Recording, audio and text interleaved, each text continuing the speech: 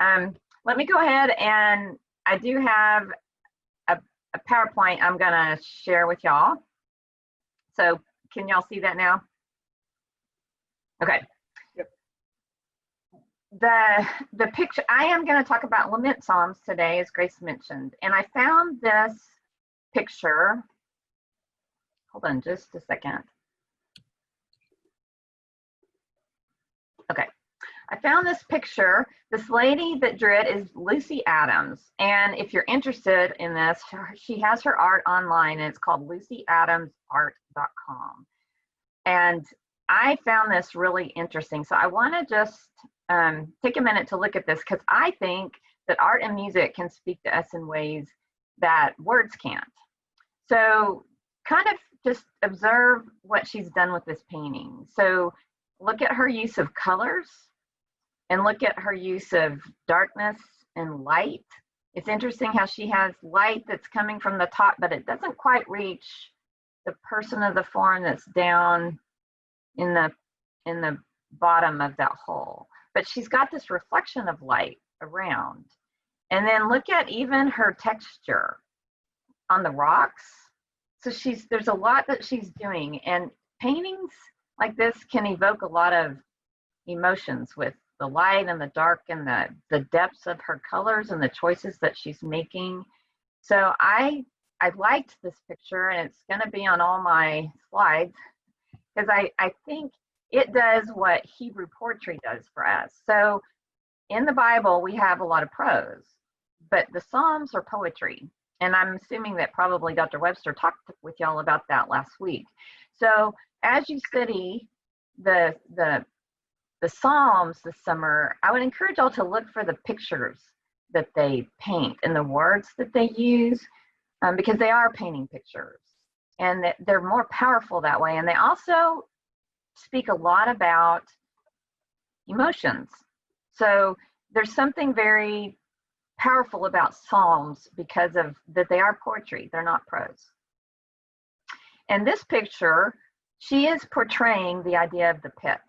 So in the Old Testament, you read a lot about someone going down to the pit, and they'll refer to it kind of in reference to death, or falling into a pit, or being in a pit.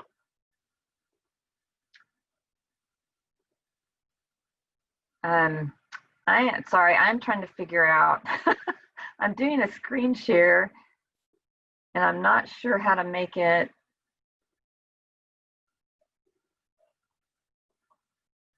There we go. Did that change the screen for y'all? Yep. Okay. So you can see in Psalm 28 and Psalm 88, these are lament psalms, and these are a couple of them that mention the pit. So in Psalm 28, to you, O Lord, I call, my rock, do not be deaf to me, lest if you are silent to me, I will become like those who go down to the pit. And then Psalm 88, you have put me in the depths of the pit, in the regions of dark and deep. So you can see how she's kind of taking these images that she's reading in the Psalms, and she's come up with this picture. So Tremper Longman, in his commentary on the Psalms, says, lament psalms are songs we sing when life is troubled.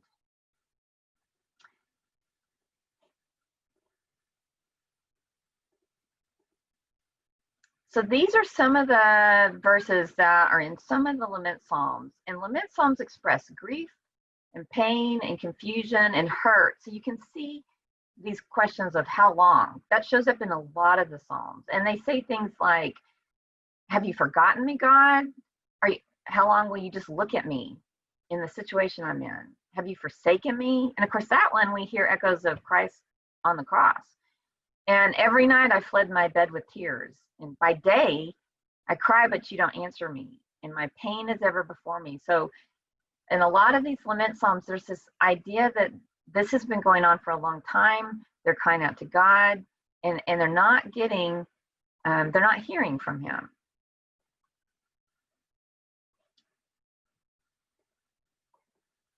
So lament, they're called lament psalms. Some people call them Psalms of complaint, and some people call them songs of protest. So I wanted to take a minute and kind of define what they mean by those terms. So lament is a passionate or demonstrative expression of grief.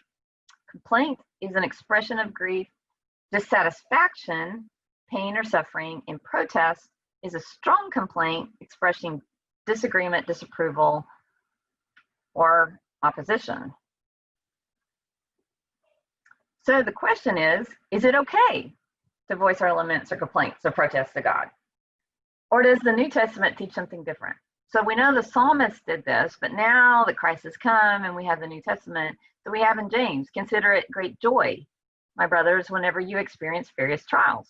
And in 1 Thessalonians, rejoice always, give thanks in all circumstances.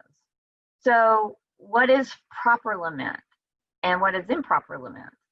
And how should believers today approach this and understand it and even practice the idea of complaint or protest? So I would venture to say that even as I'm asking you those questions, that we all kind of have answers to that in our mind, that we have perceptions about taking our deeply felt emotions to God and how that it's appropriate to express those and deal with them in our prayers. So that's what we're going to explore today as we talk and study these lament psalms.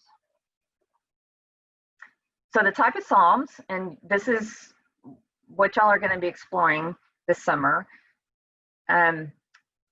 We put them in different categories. So the one I'm talking about today is lament, and there's communal and there's individual. So I'm going to be talking about the individual. But the interesting thing about all these psalms is they can kind of have characteristics of other psalms. So lament can have parts of praise. There can be characteristics of praise. Sometimes they can have imprecatory characteristics. So that's like cursing, which we're really uncomfortable with today. We're like, oh, you really shouldn't do that. They can have thanksgiving. They can express confidence or faith. So lament can have other characteristics. And so identifying which psalm is a lament psalm or a praise psalm or confident psalm, different people come down and they categorize them differently. So one thing, and probably Dr. Webster maybe touched on this last week, is this is just how we put them in categories. The psalmists, when they wrote it, they didn't sit down and go, okay, today I'm going to write a praise song or I'm going to write a lament song. They just wrote a psalm, and we put them in these categories to help us understand them better. But they wouldn't have particularly thought about them in these categories. I found this explanation of lament psalms when I was studying this, and I thought it was really a pretty good illustration. And the person that was talking about this said that lament psalms kind of sit in between praise psalms and thanksgiving psalms. And what they meant is lament psalms what they are is they are, the person who's writing the psalm is responding to some kind of need or crisis that's disrupting their life. And it's calling into question the conviction that God reliably protects that person from injustice or chaos or death. And so they're writing the psalm and they're crying out to God.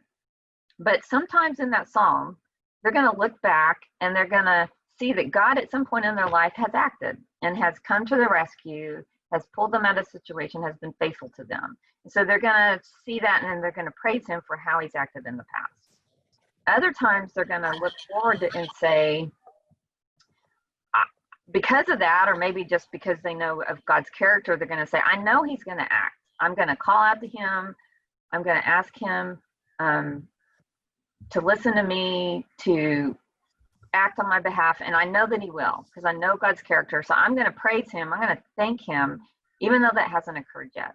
So these lament psalms kind of sit in between the two. They look back, recognizing what God's done in the past, and they look forward to Thanksgiving, even though they're still in the midst of this crisis. They're still wondering if God's going to answer and when is he going to answer.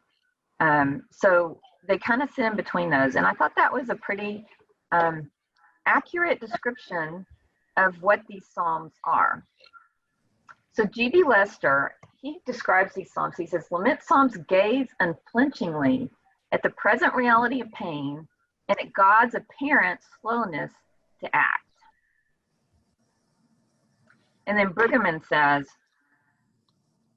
Israel boldly recognized that all is not right in the world. So we live in a fallen world, and this is against our easy Gentile way of denial, pretending in each other's presence and in the presence of God that all is well when it is not. So the lament psalms are this honesty before others and honesty before God, that the world is broken and things are hard, and they're bringing this reality before God. So according to one scholar, of the 150 psalms, 42 of them are lament psalms. And then remember, some of them are communal and some are individual. So of the 42, 30 are individual. Now, not everybody's going to agree on that breakdown because different people read different psalms. You know, it's hard to categorize them.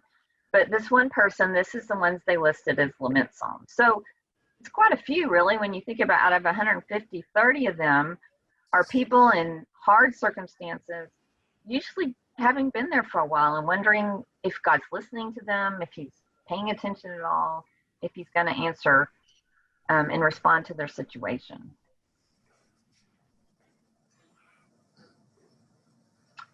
So lament psalms, as I've mentioned, are cries to God in times of need. So when you read these psalms, you're going to hear them talking about maybe some sin that they've committed, and they're bringing that to God, and they're suffering consequences. They've committed sin, and they're suffering consequences for that, and they're confessing that to God. Maybe it's a sickness that they're experiencing. Sometimes they have enemies in their life that are causing problems. It's just, sometimes it's a general affliction, and they're not really describing it in particular, but it's causing misery or pain in their life. There's several that talk about slander, that people are speaking wrong about them. Sometimes it's deceitful friends, that people that they really should be able to trust have hurt them in some very deep ways. Sometimes they're just lament, and you don't really know why. They don't describe the situation they're in. They're just telling God that they're hurting and they want God to act.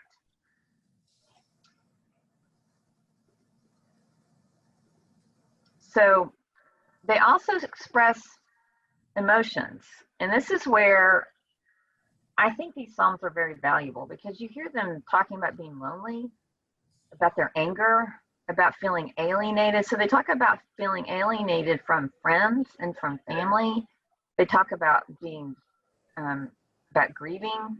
They'll talk about being physically weary and about emotional exhaustion and personal anguish. So they never hold back their emotions. And sometimes I think modern Christians today, we have a hesitation to do that. That I don't know why, because like God knows exactly what we're thinking. Like none of this is a surprise to him, how we're feeling, but we have a hesitation to be honest with him in our prayers and just tell him, this is how I'm feeling. But when we read the Psalms, we see that they don't hesitate to express this to him. So the purpose of a lament, it's interesting that some people can read the laments and they make a wrong assumption. They see these people simply just lamenting or complaining about a need or crisis in their life. So they kind of see them like the wilderness generation, the people that God brought out of Egypt, and they're wandering around in the wilderness, and they just are constantly complaining to Moses. We don't have food. We don't have water.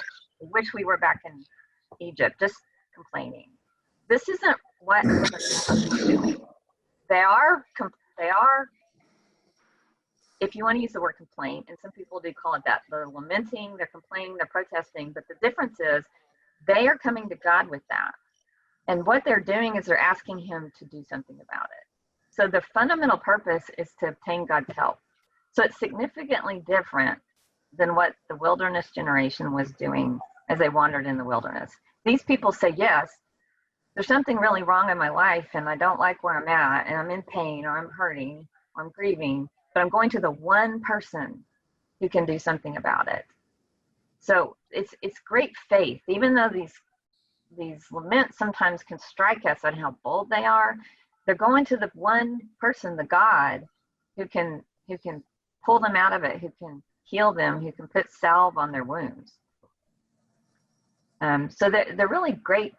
They express great faith if we can learn to look at them that way.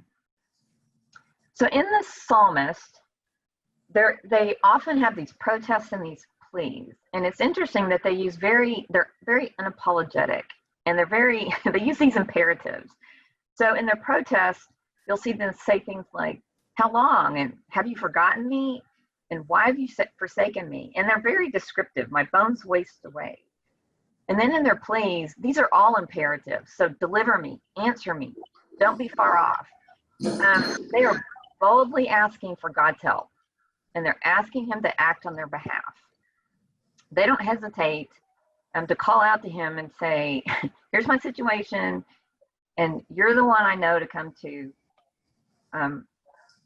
while I'm in this situation. So when we're looking at lament psalms, the people that have studied this have kind of come up and say, when we look at lament psalms, generally, these are some of the characteristics you're going to find. So you're going to, often you're going to find a cry to God, and you're going to find a lament or complaint or protest, depending on how you want to define that. But that's obviously what's going to be, what defines this kind of psalm is there's going to be some kind of lament or protest. Oftentimes there'll be a confession to trust. I mean, this is why they're coming to God. He's the one who can get them out of the situation. He's the one they know is faithful to them. There'll be a plea or petition for God to act on their behalf. There'll be an expression of confidence. Oftentimes they'll look back, and this will be the praise too. They know he's acted in the past, and that he will and can act again in the future. These aren't always there, and they can be in a different order, and they can repeat. But these are just some of the characteristics as we look at lament psalms. These are some of the things that we will see. So y'all were sent a handout on the lament psalm. So if you can get that, whether you printed it out or you can pull it up on whatever device you're using. Grace mentioned that we're going to go through some of these, and we're going to read them and kind of look at them with what I've already mentioned. So we're going to start out with Psalm 13. So if somebody would be willing to read that out loud for us. And I can't see all the squares, so if somebody would just be bold and just read it for us.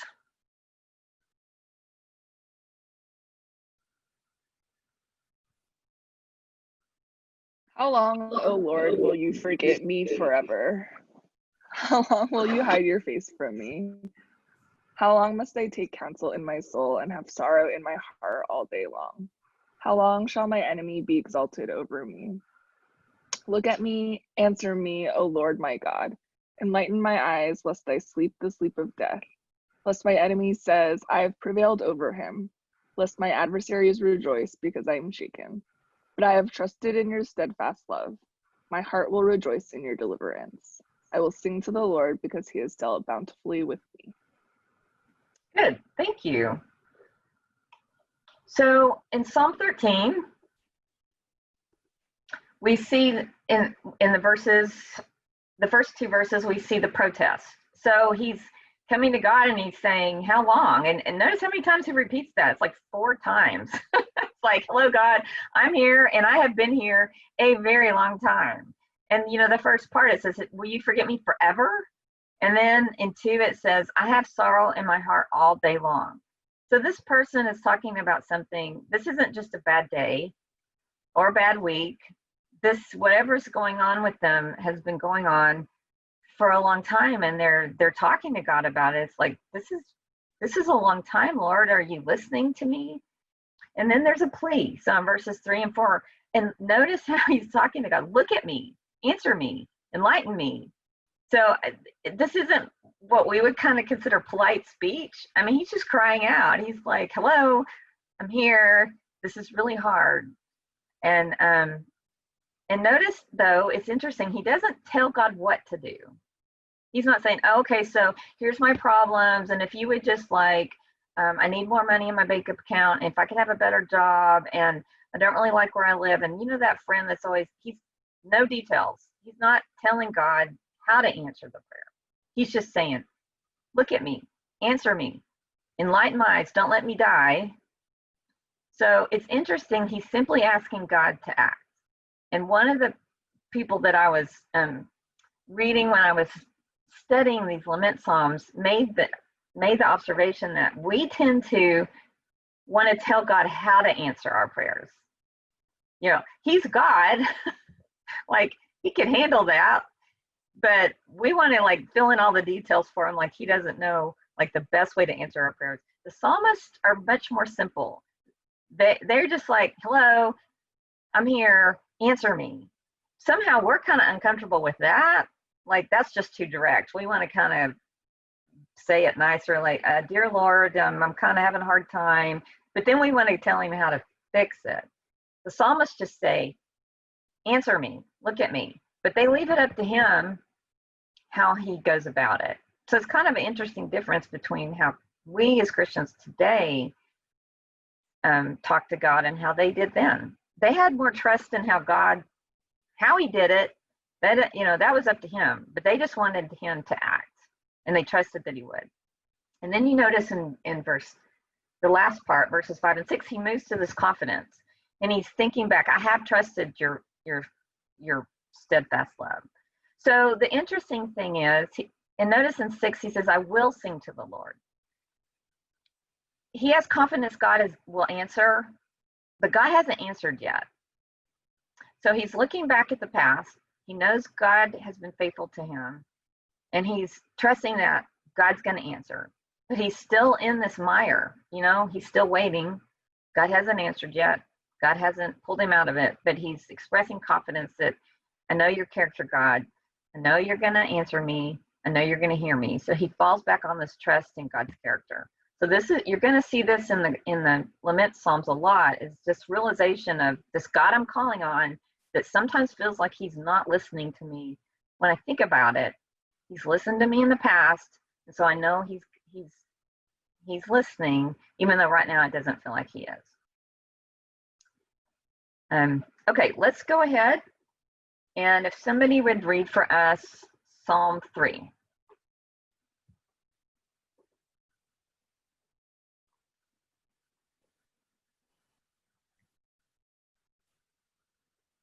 Oh Lord, Jeremy. how many Oh, okay. are? No, Oh, go sorry. ahead. I was just going to call on Jeremy. You can go. Oh Lord, how many are my adversaries? Many are rising against me. Many are saying concerning me, there is no deliverance for him in God. Selah. But you, O Lord, are a shield about me, my glory, and the one who lifts me up. With my voice I cried to the Lord, and he answered me from his holy mountain. Selah. I lay down and slept. I awoke because the Lord sustained me. I will not be afraid of 10,000s of people who set themselves against me on every side. Arise, O Lord, deliver me, O my God. For you have struck all my enemies on the jaw. You have broken the teeth of the wicked. Deliverance belongs to the Lord. Your blessing is on your people. Selah. Good, thank you. So in this psalm, we see he starts out with a protest. So he just starts out. And it's interesting because we're not necessarily comfortable with that. We kind of want to start our prayers with praise or thanksgiving. And I think that's because we think about the disciples coming to Jesus and saying, how should we pray? And Jesus says, our Father who art in heaven, hallowed be your name. So we kind of have this idea, well, we have to start our prayers with praise and thanksgiving. And yet we look at these lament psalms and they just start out, oh Lord, how many are my adversaries? I mean, they just start in. This is just where they're at. So they start out with this protest, and then they move to trust, and then there's a plea, and then they resolve into confidence.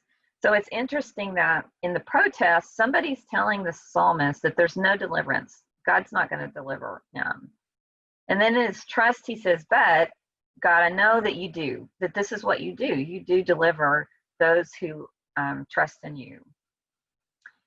And so his past experience with God is informing his trust. And then his plea, notice what he says. He says, God, deliver me. So he specifically asked for the thing that people say isn't going to happen. And then in the confidence, he says it again. He says, deliverance belongs to the Lord. So he's taking the thing that people are telling him isn't going to happen. And he says, God, that's what I'm asking for. That's what I need in my life. And then he says, and that's what I'm trusting you for. So it's interesting how, but again, in these Psalms, it's not necessarily that it's happened yet. Okay, they're coming to God in the midst of whatever their circumstance is, and that's where they're at. They're in the middle of it. It hasn't resolved, and they're just having to trust that this God that they place their confidence in, who's proven faithful to them in the past, is still going to be faithful to them in the future. So let's go on to 12. So if somebody would read 12 for us. Sure. Save, O Lord, for the godly one is God, for the faithful have vanished from among the sons of men. Everyone utters lies to his neighbors. With flattering lips and a double heart they speak. May the Lord cut off all flattering lips, the tongue that makes great boasts. Those who say, with our tongue we will prevail. Our lips are with us. Who is master over us? Because the poor are plundered, because the needy groan, I will now arise, says the Lord. I will place him in the safety for which he longs. The words of the Lord are pure words, like silver refined in a furnace on the ground, purified 7 times. You, O Lord, will keep them. You will guard us from this generation forever. On every side the wicked strut about, as worthlessness is exalted among the sons of men. Okay, thank you. So this psalm is interesting in that it starts in a plea, then he protests what's going on, he expresses confidence, and then he ends in a protest. So again, these lament psalms surprise us because it doesn't end in the confidence, it doesn't end in praise, it doesn't end in thanksgiving. He comes back to the situation. So it shows us that they don't have a proper form. So when these psalmists write, it's not like they're like saying, okay, I have this form and this is what a lament psalm should look like and I'm going to follow it. They're just writing out of their heart and they're expressing themselves to God, and it's very genuine. And you notice that this is in the Psalter. I mean, this is what we have to remember. This is in our Bible. God's not upset with them that they didn't end in praise. He's not upset with them that they didn't end in thanksgiving. This is a psalm that he accepts from them. This is where they are. This is their expression to him. And so if we look at this psalm, it starts out with a plea, and you notice that the first verse talks about the faithful have vanished. So he talks about the absence of righteous people. And then in the protest part, the wicked speak. So it's those who say, with our tongue we will prevail, and our lips are with us. Who is master over us? So he has the wicked speaking. And then when he's thinking about who God is and he's confident in who this God is, he has God speaking, and he says, you know, God says, I will arise. I will place him in safety for which he longs. So God is speaking. And the psalmist is reflecting that God's words are pure and that God will keep those who put their trust in him.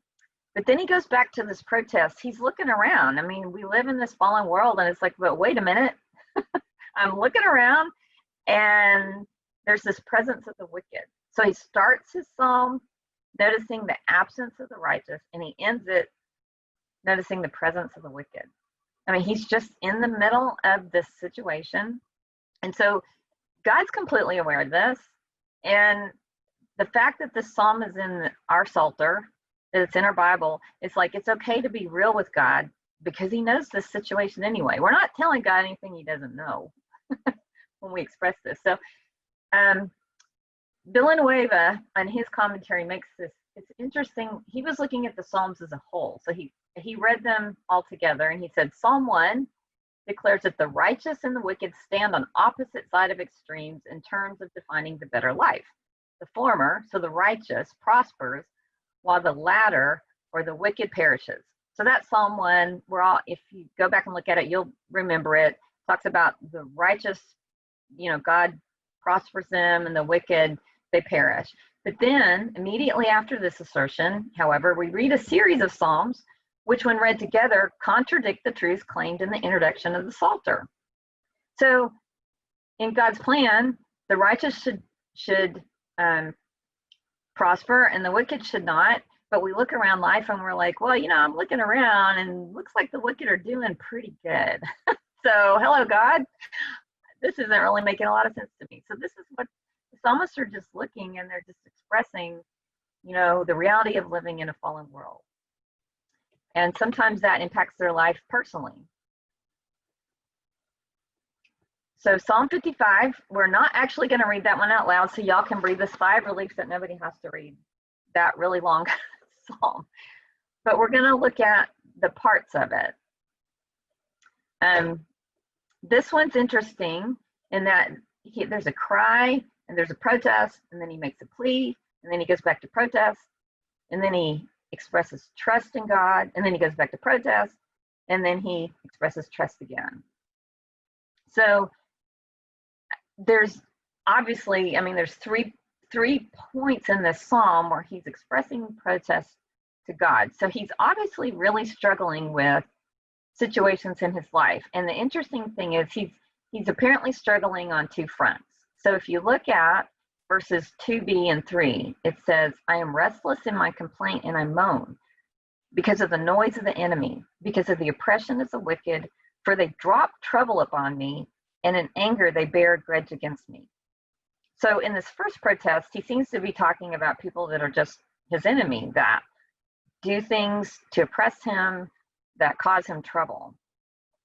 But then, and then his first plea is for the Lord to notice and take account of that. And then in the second protest, though, he says something different in that one. He's starting in verse 12, for it is not an enemy who taunts me, then I could bear it. It is not an adversary who deals insolently with me, then I could hide from him. But it is you, a man, my equal, my companion, my familiar friend. So in this protest, it seems that this person, this is a friend, somebody he would have never thought would turn on him or slander him. There's something going on, that this was somebody he trusted that now has caused great pain in his life. So there appears to be actually two things going on. He's got enemies, and he's not surprised by them. Your enemies, they do things and it's never comfortable, but they were never on your side to begin with.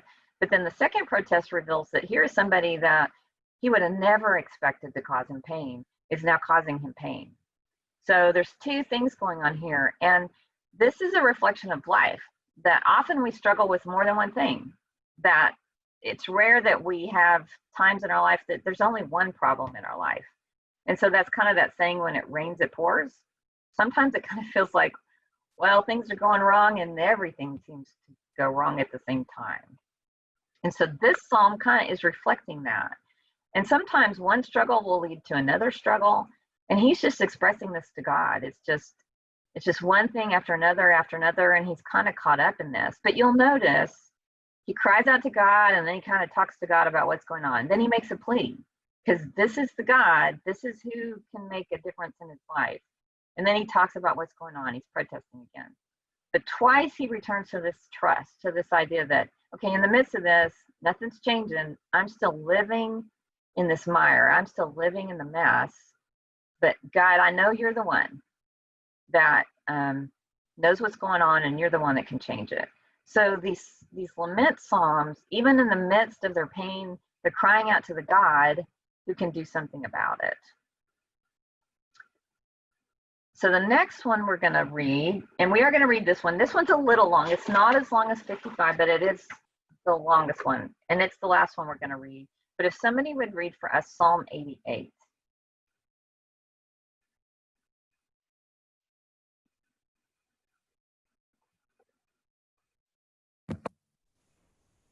O Lord, God of my salvation, I cry out day and night before you. Let my prayer come before you. Incline your ear to my cry. For I am filled with troubles, and my life draws near to Sheol. I am counted with those who go down to the pit. I am like a man who has no strength. Let one set loose among the dead, like the slain that lie in the grave, whom you remember no more. For they are cut off from your hand. You have put me in the depths of the pit, in the regions of dark and deep. Your wrath lies heavy upon me, and you overwhelm me with your waves. Selah. You have removed my familiar friends far from me. You have made me a horror to them. I am shut in so that I cannot escape. My eye grows dim through sorrow. Every day I call on you, O Lord. I spread out my hands to you. Do you work wonders for the dead? Do the departed rise up to praise you? Selah. Is your steadfast love declared in the grave, or your faithfulness in Abaddon? Are your wonders known in the darkness, or your righteousness in the land of forgetfulness? But I, O Lord, cry to you. In the morning, my prayer comes before you. O Lord, why do you cast my soul away? Why do you hide your face from me? Afflicted and close to death from my youth up, I suffer your terrors, I am helpless. Your wrath has swept over me. Your dreadful assaults destroy me. They surround me like a flood all day long. They close in on me together. You have caused my beloved and my friend to shun me. My companions have become darkness. Okay, this psalm is probably the most intense of all the lament psalms. And you notice that there is no final trust or confidence or praise. John Goldingay has a commentary on the Psalms, and he says that whenever he teaches about the Psalms, he always includes Psalms 88 because it is an example, of an inherently extreme way of praying.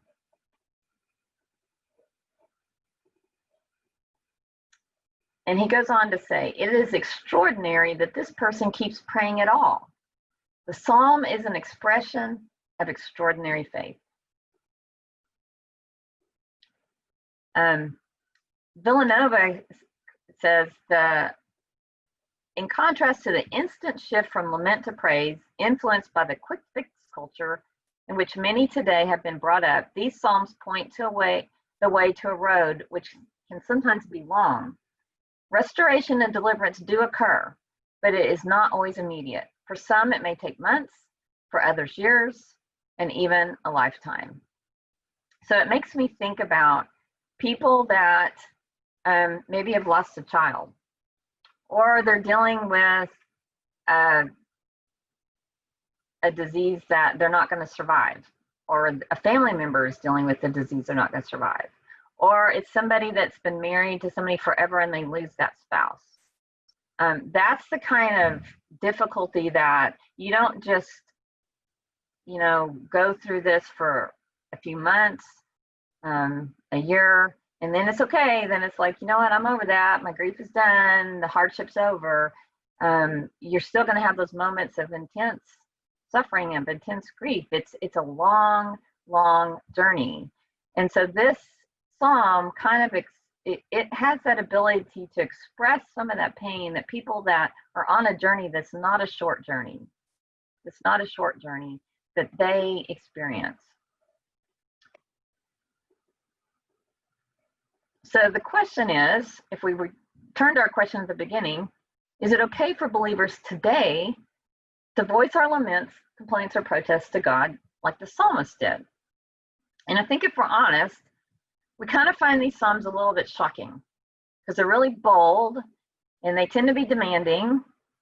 They don't start their psalms like we start our prayers, and sometimes they don't end it like we do our prayers, and they just don't fit our ideal of how to pray.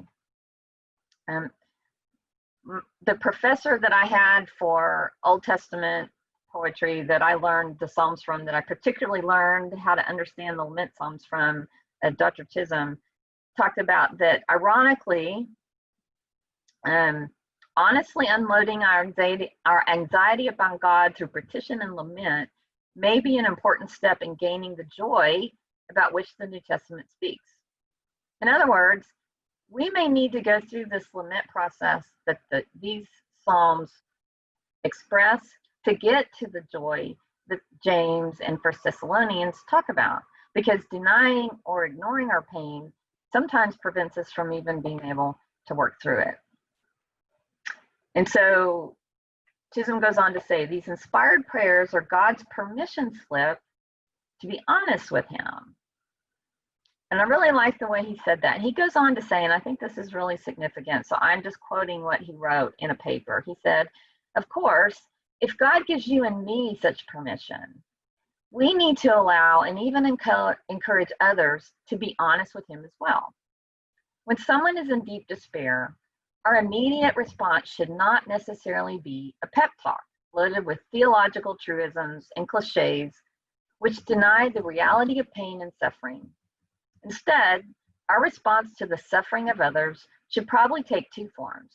One, we should pray that eventually, in God's good timing, they will be able to rise from the depths that their pain might be anesthetized and might even be healed by the supernatural joy which the hope of the resurrection and eternal life bring.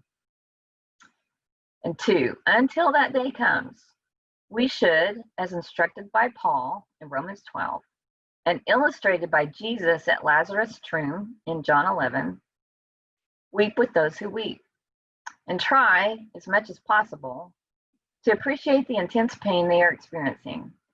In other words, we need to make sure that the deeply wounded in our midst, unlike the abandoned author of Psalm 88, and so I'm going to stop there because in Psalm 88, the very last verse says, "You have caused my beloved and my friend to shun me. My companions have become darkness." So he doesn't even have anybody who's there for him. Those closest to him are just not there. Maybe they're just tired. They're just like, you've been there long enough. Your grief, you just need to be over this. Do you not trust God for this? Can you not find joy in life? And it kind of reminds me of Job. His friends hear about his problems and they come, and for a week, they don't say anything. And I think for most of us, we'd be going, hey, if I don't say anything for a week, that's kind of a miracle. So they sit there for a week. But maybe what we need to learn when people are in deep grief and they're in pain, that we learn not to speak at all. And we let, in God's timing, God speak into them. And that our journey may just be to be with them and hurt with them and pray for them. And so to go back to what I was quoting from Dr. Chisholm, we need to make sure that the deeply wounded in our midst, unlike the abandoned author of Psalm 88, have genuine friends and are not left to cope with their pain alone in the darkness. Oops. So Bullock says, given the honest nature of the psalmist about their life in this world, lament ought to be a legitimate part of Christian worship. And so what I wanted to kind of close with today are two modern laments. So one of them is a poem and one is a song. And the first one is the poem. I keep going too far. So this is a book by Anne Weems, and it's called Psalms of Lament. And she wrote this kind of in the aftermath and as she was working through and processing her son's murder on the day after his 21st birthday. So this is how she works through that. So I'm going to read one of the psalms she wrote. So this isn't a biblical psalm, okay? This is her personal psalm that she wrote as she was trying to process this event in her life. So this is the psalm that she wrote. And she writes, "Oh God, why do you leave me face down in my memories? Eyes wide open, every nerve exposed. Why do you leave me all alone in the house of memories? Open the door, oh God, burst in and seize me from the hell of remembering the smile, the voice, the whistle, the love. Take me from here, oh God, please be merciful. Blot out the memories. Pick me up from the mire of pain. Lead me away to the place of peace. For you are my God, and you will not abandon me." And she writes at the end of her book, or in the preface, she writes, "My psalms are not finished. Anger and alleluias careen around within me, sometimes colliding. Lamenting and laughter sit side by side in a heart that yearns for the peace that passes understanding." And she says, "Those who believe in the midst of their weeping will know where I stand." So I just thought that was a very powerful testimony of somebody who has gone through a very difficult thing in her life and continues to. It's not something you get over in a day or a month or a year. I'm sure she has times when there's peace and she accepts it, and then there's something that just it comes crashing in again. So this is her way just talking to God about it and knowing He is the source of her healing. He will be the one who brings joy, and He is the hope of salvation, and He is the hope of resurrection. So the next one is a song, and this man wrote this song, and so it's a piano piece, and he sings. He bases it on Psalm 77, and he writes this trying to process his family's failed adoption and also his friends' ongoing struggle with a successful adoption. So y'all listen to this, because again, it's a modern expression of this idea of taking your lament to God.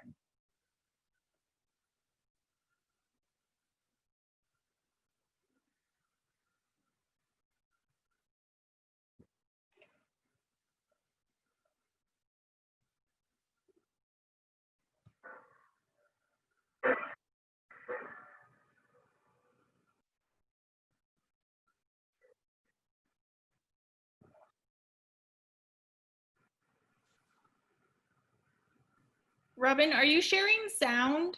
Oh, hang on just a second. I probably am. There we go. Thank you for telling me that. I cry aloud to God, and He will hear.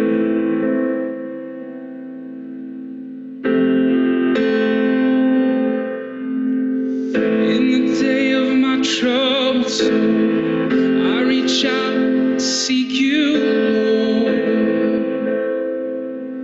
I can't feel. In the night of my pain, darkness falls, questions rage. Have you forsaken?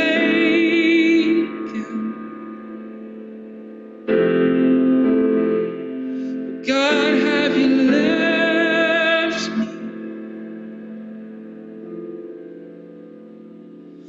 All alone.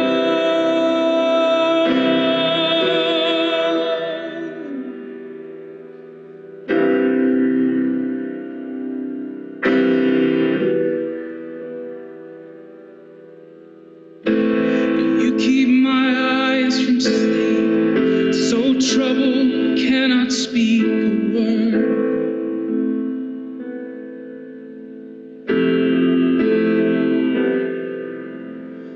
I consider the days of old when I felt your love and held your hope. Where have they gone? In the night of my pain, faith has fled, doubts remain. Have you forsaken?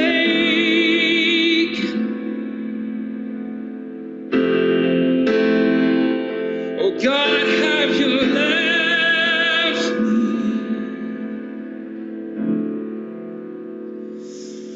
All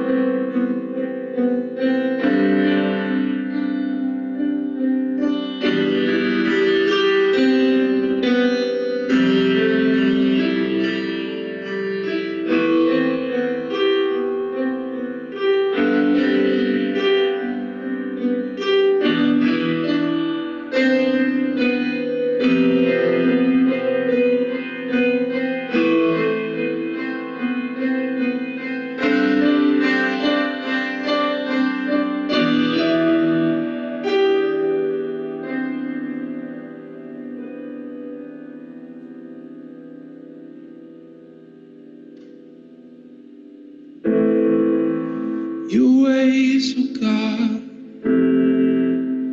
your ways, oh God, are holy, holy. Your ways, oh God, your ways, oh God, are holy. You are holy.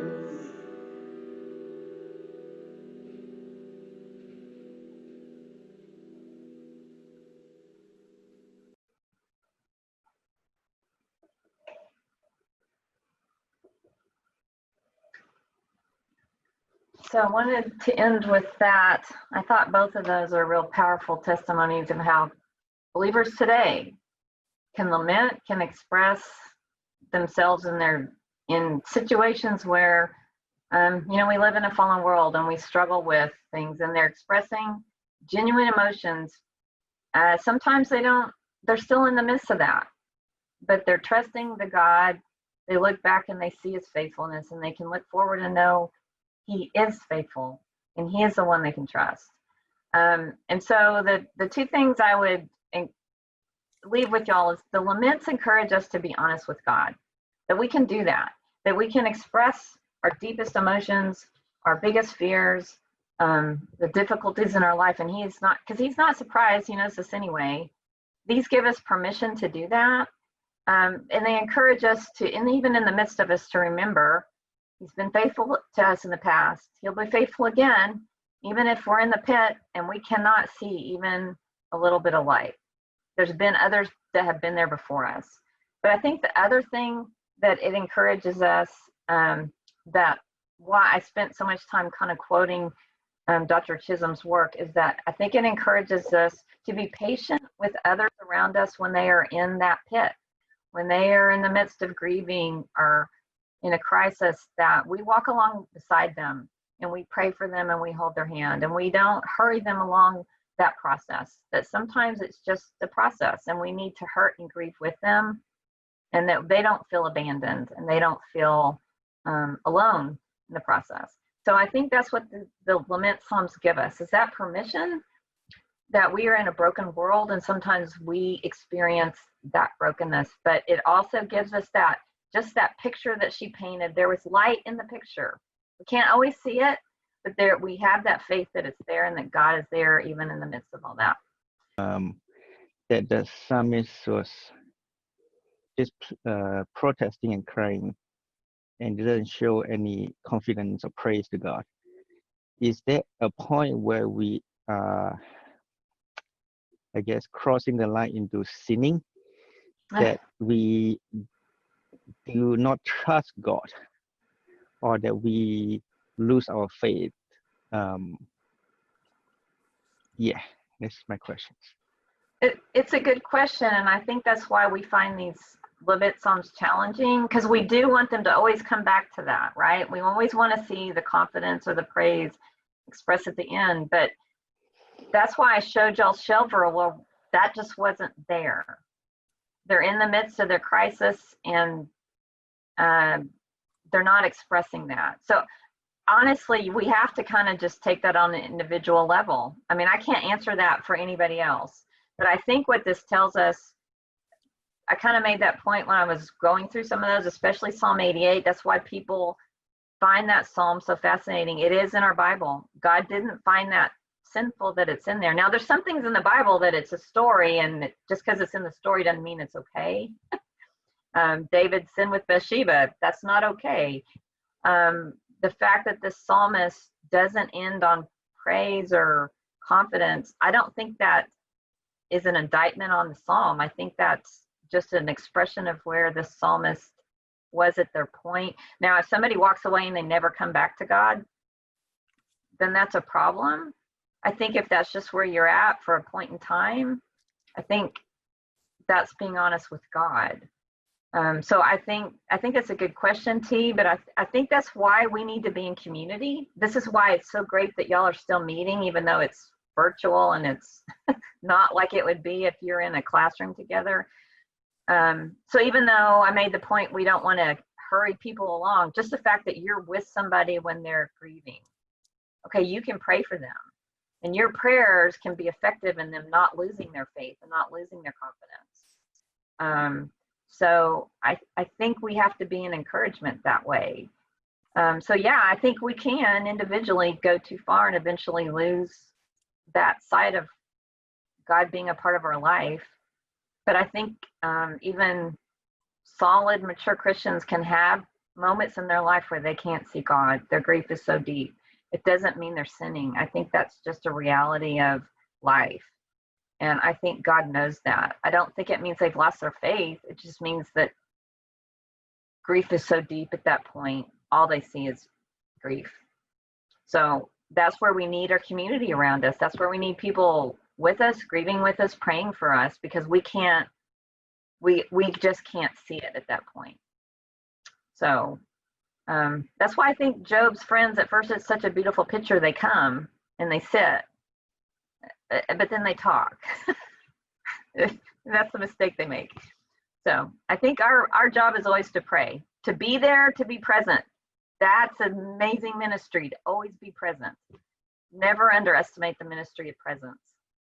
And then the ministry of prayer. Those two things are powerful.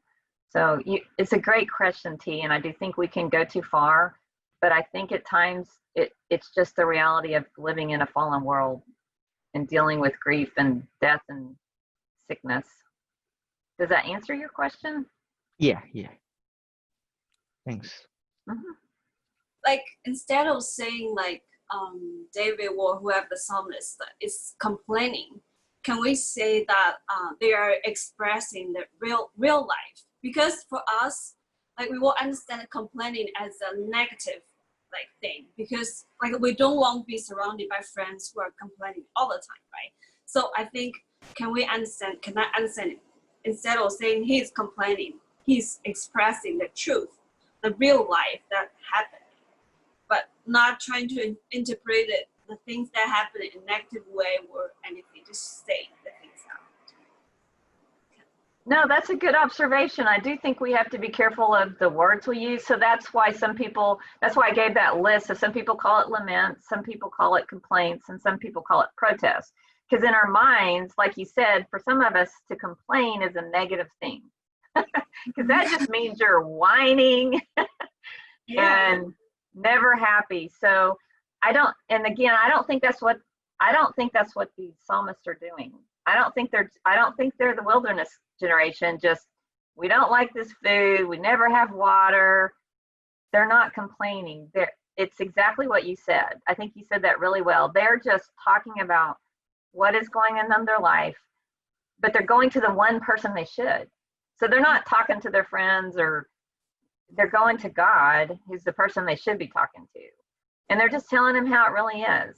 So that's why a lot of times they're called lament, or maybe protest. And maybe some people don't like the word protest, but I think it's okay, because it's like, we're living in a fallen world and this isn't real comfortable. I think God's okay with that. I mean, he knows we live in a fallen world, and it's okay to tell him that life is hard sometimes. So I like the idea that, yeah, maybe we need to be careful with how we describe it, because it could give somebody the wrong impression. So maybe complaints not the best word, because people think that means you're just a whiner. So yeah. Okay, thank you.